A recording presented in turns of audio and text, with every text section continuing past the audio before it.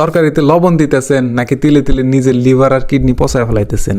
আপনি কি জানেন দামি দামি ব্র্যান্ডের যে সাদা লবণ আপনি কিনতেছেন তার ভেতরে এমন এক বিষ লুকিয়ে আছে যা আপনার রক্তে সরাসরি প্লাস্টিক মিশিয়ে দিতেছে। 2026 সালের এই ভয়ঙ্কর তথ্য যদি আপনি জানেন তাহলে আজ থেকে আপনি লবণ ছোঁয়াও দেবেন না। বিশ্বাস হইতেছে না আমার কথা? তবে ফুল ভিডিওটা দেখুন।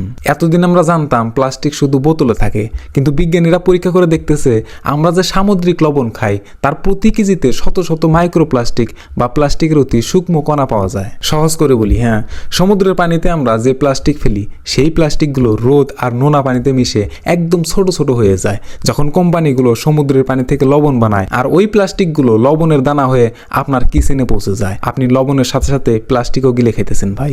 এখন প্রশ্ন হলো, প্লাস্টিকগুলো পেটে গেলে কি হয়? এই মাইক্রোপ্লাস্টিকগুলো এতই ছোট যেগুলো আপনার পাকস্থলীতে সরাসরি রক্তে মিশে যায়। 2026 সালের আধুনিক গবেষণায় বলতেছে যে মানুষের রক্তে প্লাস্টিক থাকার কারণে এখন সব থেকে বেশি হার্ট অ্যাটাক আর কিডনি ড্যামেজ হইতেছে।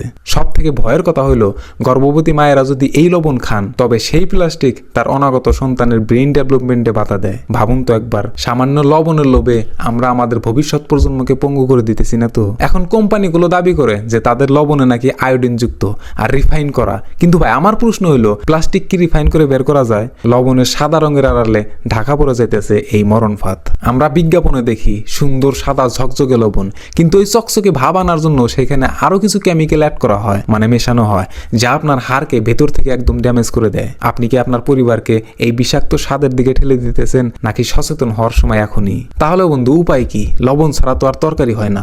সমাধান একদম খুবই সহজ, পিঙ্ক স্টোল বা হিমালয় লবণ।